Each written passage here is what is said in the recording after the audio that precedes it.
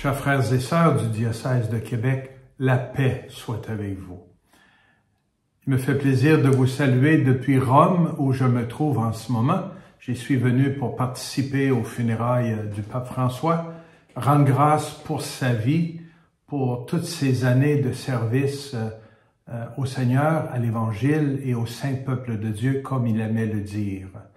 Rendre grâce pour tant de bienfaits. Non seulement il a eu un impact très positif au sein de l'Église, mais aussi au cœur du monde, un homme de relation, un homme de simplicité, de joie de vivre, et aussi un homme qui nous a interpellés à devenir véritablement des croyants crédibles, des disciples missionnaires engagés dans le témoignage et le vécu de notre foi chrétienne.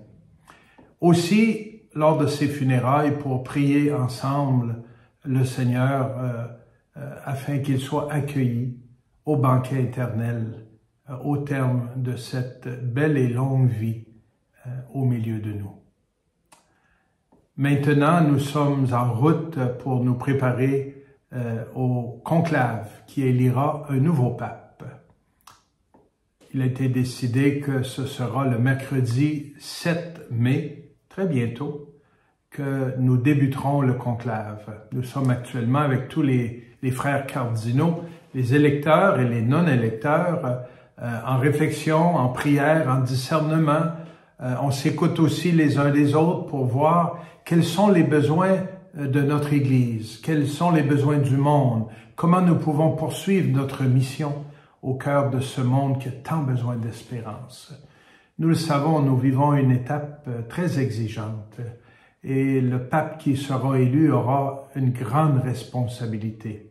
Aujourd'hui, je viens non seulement vous partager ces nouvelles, mais vous inviter, vous personnellement, à prier, à invoquer l'Esprit Saint, afin que nous ayons le moyen de faire un bon discernement, être docile à l'écoute de l'Esprit, docile à l'écoute aussi les uns des autres et de la réalité de notre Église et du monde de notre temps, pour choisir celui qui le mieux pourra nous aider à poursuivre la route et à vivre cette mission pastorale, ce témoignage au cœur du monde.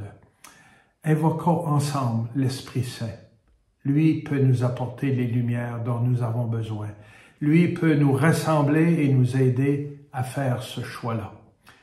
Vous pouvez prier seul. Je vous invite aussi à prier en famille. Pourquoi pas avec votre époux, votre épouse, vos enfants, les gens avec qui vous vivez. Priez à votre paroisse aussi et faites prier. Vous pouvez vous rendre à l'église, participer aux célébrations eucharistiques, aux célébrations de la parole, peut-être aller faire une visite au Saint-Sacrement. Dans certains milieux de vie, dans certaines paroisses, il y a aussi des chapelles d'adoration. Vous pouvez aller vous recueillir un moment ou prier chez vous aussi. Priez en communauté, priez avec vos groupes, vos associations, avec vos mouvements. Priez et faites prier afin qu'on soit nombreux à implorer toute la lumière de l'Esprit Saint. Je vous partage une petite prière qui pourra peut-être vous servir. Il y en a bien d'autres. C'est une que je vous propose afin qu'on soit bien accompagnés et unis dans l'attente de ce que le Seigneur nous offrira, dans l'attente de sa lumière pour accueillir ce nouveau pape et travailler avec lui et sous sa gouverne pour vivre la mission qui est la nôtre. Je vous remercie et sachez que je prie aussi pour vous ici. J'en profite tous les jours lors de la messe ou des autres temps de prière de me rendre ici à la basilique Saint-Pierre qui est tout près pour aller prier et penser à vous et prier pour les grands besoins de notre communauté diocésaine. Que Dieu vous garde, je compte sur votre prière. J'ai hâte d'être de retour à Québec pour poursuivre la route avec vous.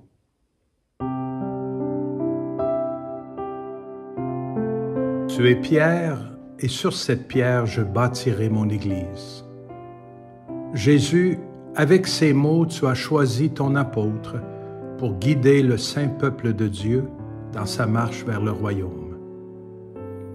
Alors que nous attendons le successeur de Pierre, envoie ton Esprit Saint sur nos frères cardinaux. Donne-leur sagesse et discernement, écoute et docilité, courage et humilité. Comme au cénacle, viens toi-même derrière les portes closes pour accompagner nos pasteurs. À cette heure décisive pour ton Église, qu'ensemble, ils cherchent avec vérité et ouverture de cœur celui que tu as désigné pour guider ton peuple. Seigneur Jésus, prépare déjà le cœur du prochain évêque de Rome, qui sera pasteur de l'Église tout entière. Veille sur lui. Accorde-lui les dons, les charismes et les fruits de l'Esprit. Qu'il soit toujours ton témoin audacieux, prêt à porter l'Évangile à toute personne de bonne volonté. Qu'en pèlerin d'espérance, il nous invite à marcher ensemble et à construire, par nos paroles et nos gestes, un monde nouveau de justice, de paix et de fraternité. Amen.